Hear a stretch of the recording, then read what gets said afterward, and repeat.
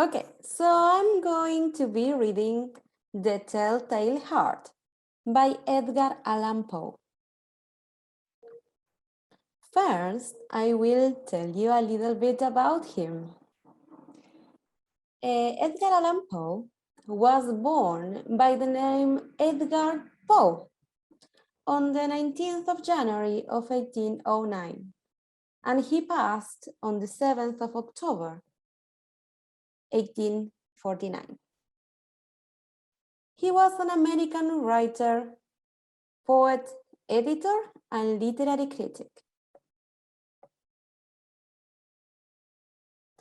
Poe is best known for his poetry and short stories, particularly his tales of mystery and the macabre.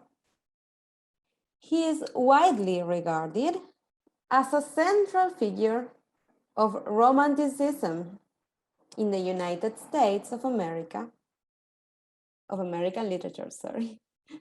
And he was one of the country's earliest practitioners of the short stories, and he is indeed known as the father of the short story, of the horror short story mostly.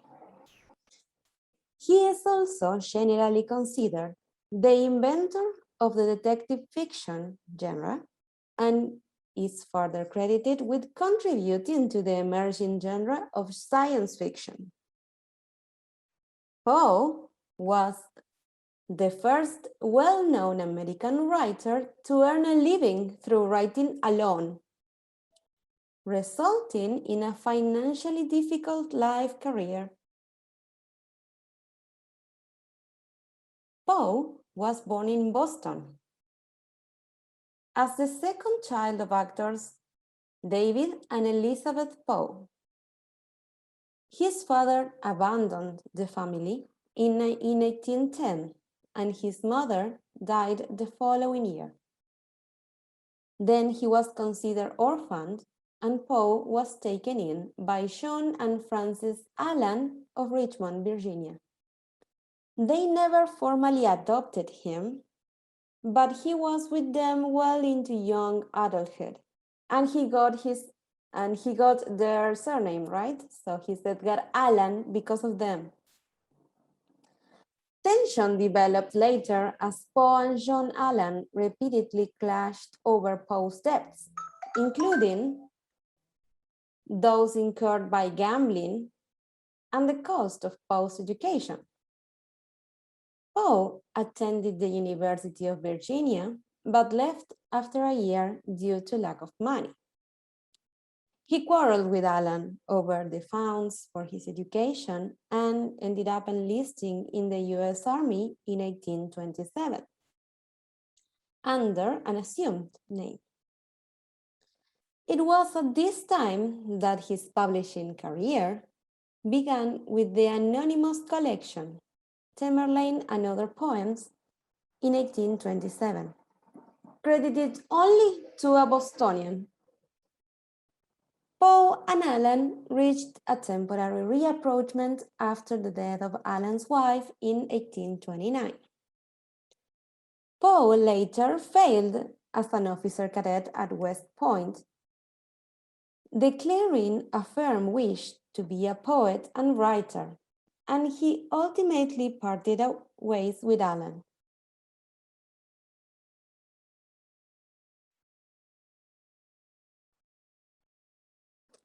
Poe switched his focus to prose and spent the next several years working for literary journals and periodicals, becoming known for his own style of literary criticism.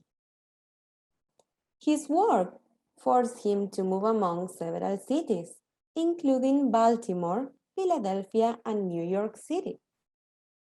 He was married. He married his 13-year-old cousin, Virginia Clem, in 1836. But Virginia died of tuberculosis in 1847. In January of 1945, Poe published his poem, The Raven, to instant success, In fact, this poem is of the most famous pieces of literature we know from him. He planned for years to produce his own journal, The Pen, later renamed The Stylus. But before it could be produced, he died in Baltimore on October the 7th, 1849, at the age of 40. The cause of his death is totally unknown and has been variously attributed to disease, alcoholism, substance abuse, suicide, and many other causes. But the truth is, we really don't know. Let's talk about The Telltale Heart. This story was first published in James Russell Lowell's The Pioneer in January 1843. The Telltale Heart is often considered a classic of the Gothic fiction genre, and it's one of Poe's best-known short stories. So let's begin with it. It is called The Telltale Heart.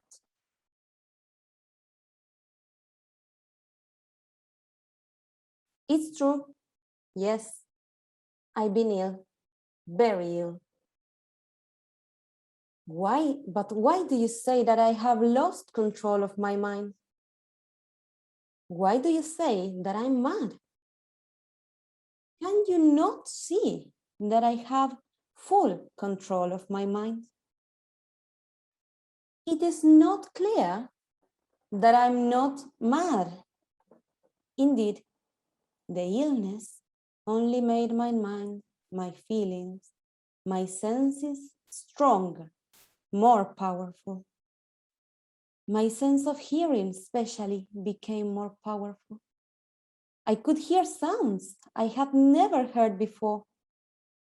I heard sounds from heaven and heard sounds from hell. Listen, listen, and I will tell you how it happened. You will see, you will hear how healthy my mind is. It is impossible to say how the idea first entered my head. There was no reason for what I did. I did not hate the old man. I even loved him. He had never hurt me. I did not want his money. I think it was his eye. His eye was like the eye of a vulture, the eye of one of those terrible birds that watch and wait while an animal dies, and then fall upon the dead body and pull it to pieces to eat it. When the old man looked at me with his vulture eye, a cold feeling went up and down my back. Even my blood became cold. And so I finally decided I had to kill the old man and close that eye forever. So you think that I'm a mad? A madman cannot plan. But you should have seen me. During all of that week, I was as friendly to the old man as I could be, and warm and loving. Every night, about 12 o'clock, I slowly opened his door. And when the door was opened wide enough, I put my hand in, and then my head. In my hand, I held a light covered over with a cloth so that no light showed. And I stood there quietly. Then, carefully, I lifted the cloth just a little so that a single thin, small light fell across that eye.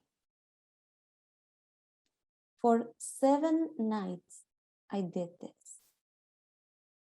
7 long nights. Every night at midnight. Always, the eye was closed. So it was impossible for me to do the work. For it was not the old man I felt I had to kill. It was the eye, his evil eye. And every morning I went to his room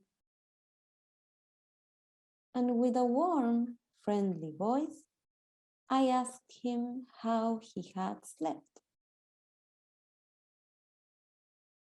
He could not guess that every night, just at 12, I looked in at him as he slept.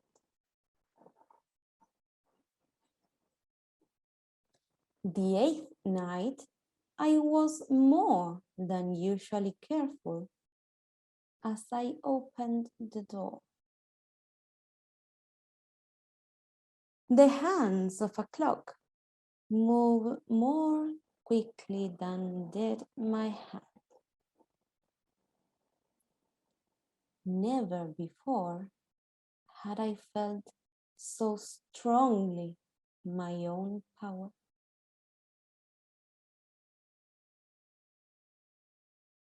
I was now sure of a success. The old man was lying there, not dreaming that I was at his door. Suddenly, he moved in his bed. You may think I became afraid, but no. The darkness in his room was thick and black. I knew he couldn't see the opening of the front door. So I continued to push the door slowly, softly. I put in my head. I put in my hand with the covered light. Suddenly, the old man sat straight up in bed and cried, "Who's there?"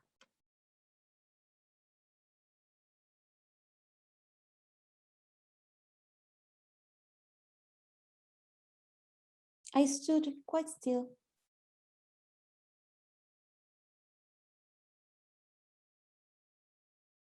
For a whole hour, I didn't move.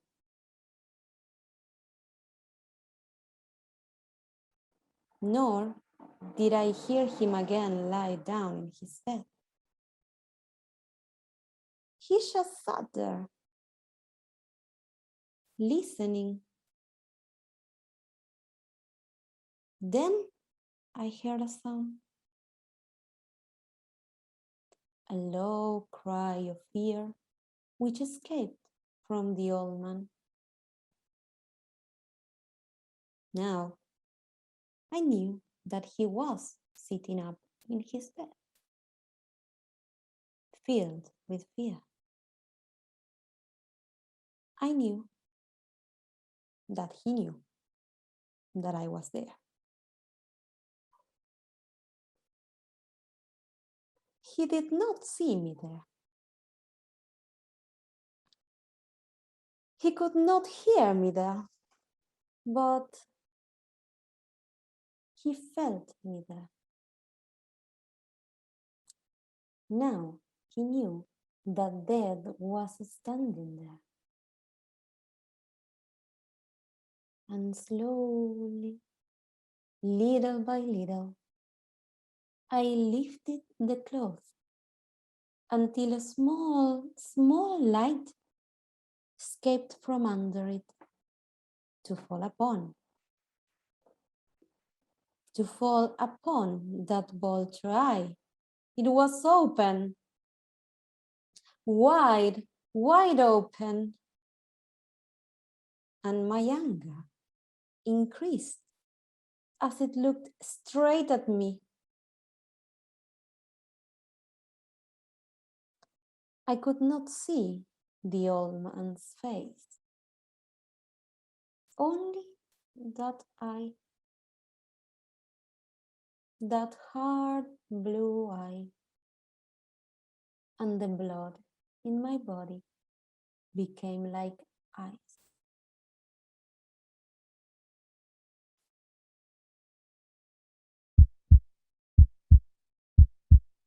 Have I not told you that my hearing had become unusually strong? Now I could hear a quick, low, soft sound like the sound of a clock heard through a wall.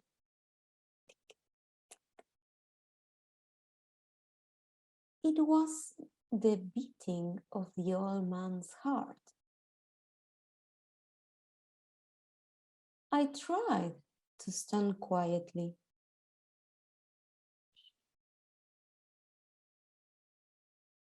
but the sound grew louder. The old man's fear must have been great indeed. And as the sound grew louder, my anger became greater and more painful. But it was more than anger. In the quiet night, in the dark silence of the bedroom, my anger became fear. For the heart,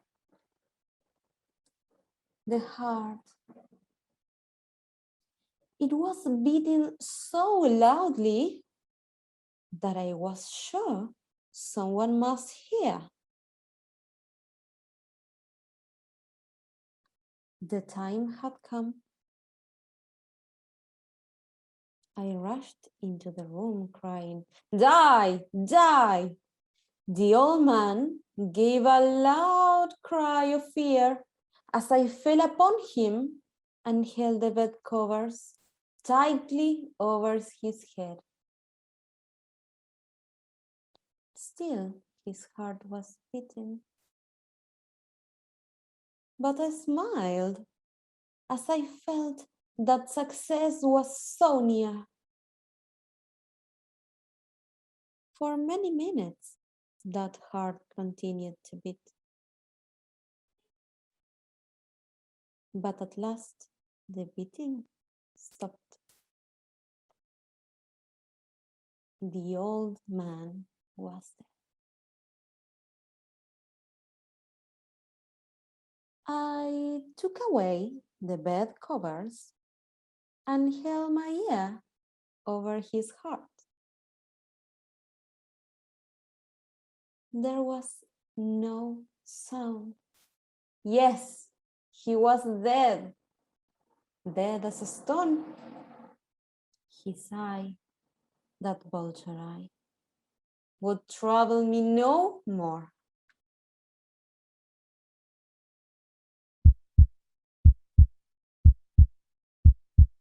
So, I am mad, you say? You should have seen how careful I was to put the body where no one could find it. First, I cut off the head, then the arms and the legs. I was careful not to let a single drop of blood fall on the floor. I pulled up 3 of the boards that formed the floor and put the pieces of the body there. Then I put the boards down again very carefully. So carefully that no human eye could see that they had been moved.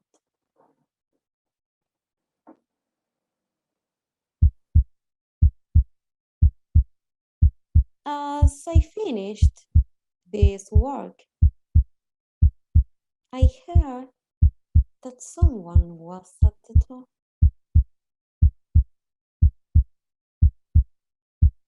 It was now 4 o'clock in the morning, but it was still dark.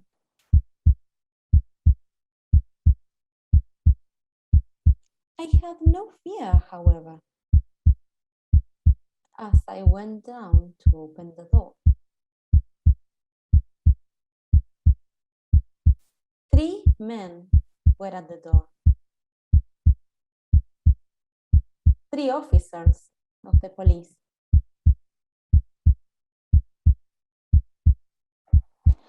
One of the neighbors had heard the old man's cry. And of course, he had called the police. These 3 had come to ask questions and to search the house.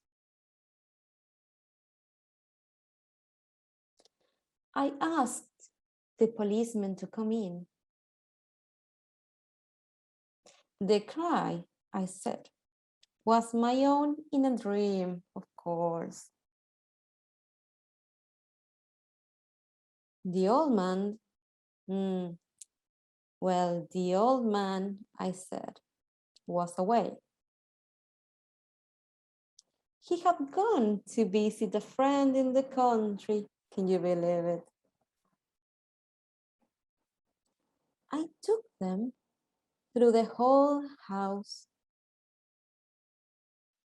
I told them, yeah, to search it all and to search it well. I led them finally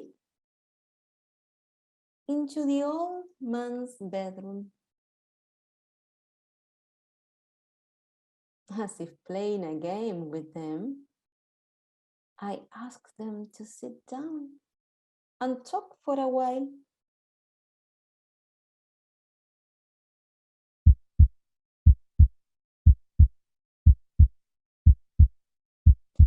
My easy, quiet manner made the policeman believe my story. So they sat,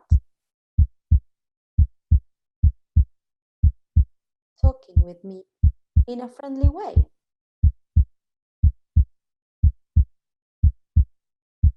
But although I answered them in the same way, I soon wished that they would go.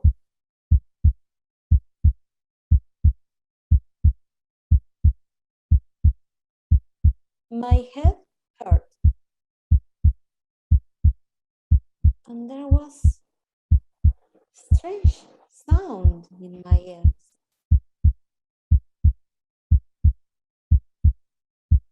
I talked more and faster, but the sound became clearer, and they still sat and talked. Suddenly, I knew that the sound was not in my ears. It was not in my ears. It was not just inside my head. At that moment, I must have become quite white. I talk still faster, faster, and louder, louder. And the sound, too, became louder. It was a quick, low, soft sound. Like the sound of a clock heard through a wall. It was a sound I knew well. Louder it became, and louder. Why did the men not go? Louder. It became louder. I stood up and walked quickly around the room. I even pushed my chair across the floor to make more noise, to cover that horrible sound. I talked even louder, and still the men sat and talked and smiled.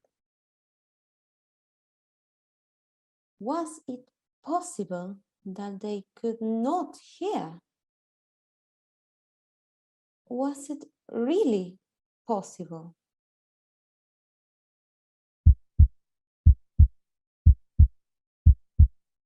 No, can't be. They heard. I was certain of it. They knew.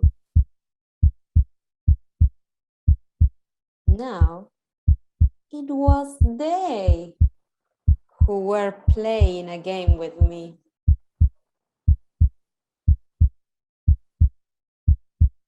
I was suffering more than I could bear from their smiles and from that sound.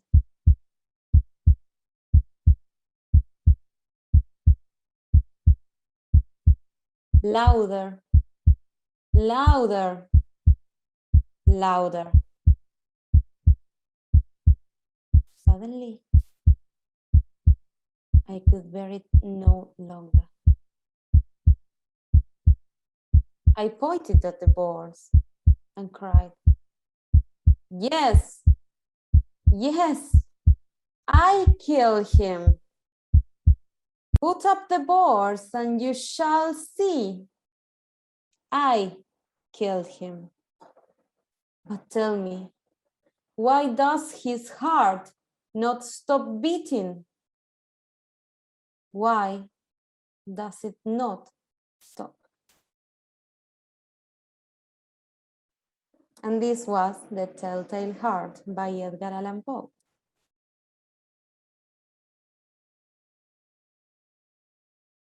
I hope you have enjoyed it. Hello, everybody. Shall we talk a little bit? Would you like to?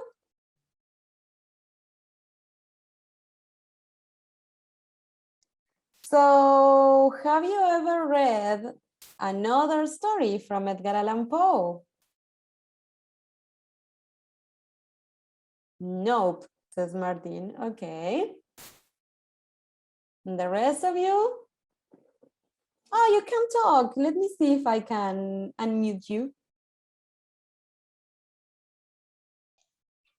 Better. There we are. If you want to talk. I think Silvia wants to say something. Yes, yes, yes. I was unmuting her too. Yeah, I unmuted some of you. I think we can hear you. Yes, so sorry. I forget that you can't unmute yourself in these chats from this spring event. Okay, so yes, she says, tell us, what did you read, Silvia? The black cat. Love it. Oh, I don't remember. The crow. The crow? Yes. Crow? Yes. The raven is in fact. The raven. Yes. Another, I don't remember. Okay, okay. And there are many elements, okay, that are part of Poe's literature usually. Have you seen any of the elements? Can you recognize some similarities, maybe? El manejo del terror. Yes, horror itself, true. Yes, he was a master of horror, right? Yes. I totally love him. Yes, so Me we can too. see, yes, so we can see elements such as darkness, right? Yes. Sometimes he mentions a lot body parts. For example, this is about what? What part of the body? Evil eye. The evil eye, true. He kills the man because he wants to kill the eye, right? Yes. So, but there's another story in which he likes very much the teeth of a girl, for example. Or he sometimes mentions the nails, right? Mm-hmm. So he has something with body parts. Okay. So the narrator says he doesn't hate the old man. He just doesn't like his eye. So he decides to kill the guy, right? The man. Mm-hmm. What do you think about this? He also says he's not mad, right? Yeah. It's a little twisted. Sure. Okay. Have you got some opinions on that? I don't know, Silvia, you're you're the one who knows the man. I don't know. Oh, but it's your impression on the story, come on. Yeah. I entered late, so I didn't quite hear the beginning of the story. I heard that he doesn't like the evil eye and he wants to kill him. And I was like, what is going on? What's up with this man? Okay. So yeah. I don't know how to start. He knew this man, or he didn't know him. He says that he lives with them, but we don't know the relationship. What do you think? Is he maybe his son? Yeah, I was thinking maybe someone, how do you say this? Relative? Yeah, or maybe when someone traveled to another place and you offer your home, like something like that, maybe. Maybe, but he says he loves him. Yeah, that's so he knows him. Yeah, I know. That's what I'm saying. I know you connected a little bit late, so no problem. Okay. But it was, we don't know, so I'm asking you what you think. Well, there's no wrong answer anyway. Yeah, because it was, like a horrible story, but it was, I don't know. I think it could have been worse. Okay, maybe. Yeah. Think so, really? Yeah, could have been worse. How? How could it be I don't know, maybe like he killed him when he was sleeping. And like, I don't know, he was like, I don't care, moving on. Okay. And you're like, wow, he really don't care. He just want to kill the evil eye. But he did, so. Yeah, but he didn't do it in like a horrible way. I don't know. There's so many ways to kill someone. Sure. I'm not an expert, but I saw a lot of movies, and you know. Okay. It's good to know. Yeah. So the narrator says that he has like superpower, right? He has like this super ear. So he can listen the beatings of the heart. Yeah. Even when the old man is already dead. What do you think about this? Do you think he could really listen to beatings? I think maybe he was like, how do you say this? Well, obviously it was too much, the situation. I mean, he was like, you know, getting crazy, like, oh my God, I hear his heart and it's all in his head. So yeah. He was not actually hearing the heart, he was just in his mind. Okay. So maybe the spirit was there, but we're not talking about spirit. Yes. Well, I don't know. Maybe it's an option. We don't know, so we cannot ask the writer. So what about you, Silvia? What do you think? Oh, she's mute. You need to unmute her. I asked her to unmute, but or Sonia or Lautaro, would you like to say something? Did you like the story? Apart that it's a horror story and so on, do you enjoy it? Yeah, it's a little different. I mean, I don't read that much, so I can tell. Okay. But I love it, you know, that, you know, he was like getting crazy, like, oh my God, that eye. He was something with this eye. Totally. Did you like it, Lautaro? Yes, I like it, but it's a bit difficult. Maybe it's me to understand the story. Only that. Okay. It has some vocabulary, yeah. Lots of adjectives, right? Yes. To describe, because we don't have the description of the place or the description of the characters. So lots of adjectives for you to imagine. Yes. Okay. But you could understand, right? Yes. Okay, I'm very happy to hear that. And so the speaker says he has some other superpowers, especially his ear. But what else do you think it was mentioned maybe? Mm-hmm.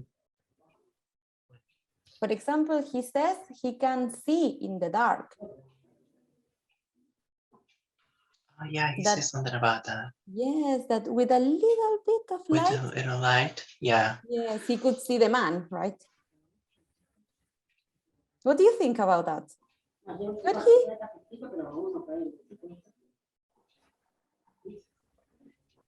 Well, maybe it was kind of like light in a room, so he wasn't like, I don't know. Okay. And when do you think the story happens? When? Yes. The year, let's say. I don't know. What did you imagine? What I could hear, I mean, I imagine like an old house, you know, maybe like in a beach, something like that. I don't know why. Okay, no, typical horror story. Yeah, like a really dirty room where the old man was, you know, sleeping. Yeah, I imagine that. Is an old story or a modern story? No, it's old. Maybe in the 70s. I don't know. Maybe. Yes. Look, Poe died in 1849. I think. Let's see, 1849, yes. Ooh. So it's an old story. Indeed. Long time ago, right? Yes. Yeah. Yeah. Is that? Okay, so maybe you can imagine about that time, right? Yes. Okay. Well, I really hope you have enjoyed it. Yes. Yes. For what I can hear, yes. I strongly recommend for you to read more Poe because he's awesome. He was awesome, okay? He still is. But he was an awesome writer. He's my favorite writer, in fact. So I strongly recommend you to continue reading his stories. I know Sylvia is doing it. I'm going to read. Okay, great. I really enjoy it. Okay, I'm very happy to hear that. I would like to recommend you one specific, but I love them all. Which one? So it's kind of difficult. Well, I like one that is called The Cask of Amontillado. Sí. Ah, Sylvia knows. Sylvia knows. Very good. It's beautiful. Yes. Well, The Black Cat that Sylvia mentioned, that's a very good one. Well, Arthur Conan Doyle is very good too, but I come back. so yes, I particularly recommend those two, but I think I loved all of them. Then we have The Raven, that it's a poem. And then we have Leonore, that is also very good. We have The Fall of the House of Usher, that is very good. So there you have some recommendations. You're really a big fan. Oh, big fan, totally. Yeah. You say Raven? The Raven, yes. The Raven, wait, I'm gonna write. Yes. You must know something from The Raven, even it was in The Simpsons. What? One of the horror specials of The Simpsons have The Raven, the poem. Yes, it says nevermore all the time. I'm gonna see. Oh. Yes. Yeah, I'm gonna search for that. If you Google The Simpsons, The Raven, you will get it. Okay. I will search for that. Yeah, totally. Okay, I thank you very much for coming and for spending the last hour, let's say, with me. I hope to see you again. Yeah. Yes. Okay. I really enjoy. I'm very happy to hear ¿Puedo that. decir una cosita? Thank you. Of course, please. En Spanish. Go ahead. Hay una página que se llama ebiblioteca.org donde se pueden descargar libros gratis. Sin ningún drama, yo hace años que bajo libros legal. de esa página, sí. It's legal. It's a legal Spanish. Y hay un montón de libros de Edgar Allan Poe. Yes. Así que si quieren leer, ahí van a encontrar un montón de cosas interesantes. ¿Cómo se llamaba? ebiblioteca.org. Yes. Thank you for that. Yes. Yeah. I don't know if the books are in English there, but I think so. También hay. Yes, I strongly recommend you to read in English. Yeah. Sí. If you can, right? Because you are reading the author and not the translator. Creo que yo tenía un libro que me habían dado, creo, de Arthur Conan Doyle. Creo que era así el autor, no me acuerdo. Yes, probably. Tom Sawyer. Okay, me Tom acordé. Sawyer, yeah. Muy bueno el libro. Yes. Muy lindo. Me encantó, me acuerdo. It's a very nice story. Classic. Yes. It's a classic, yes, true. Sí, Edgar Allan Poe lo que tiene muchos cuentos cortos, así muy atrapantes como este. Yes, totally. Lots of short stories, mostly short stories. Yes. And poems.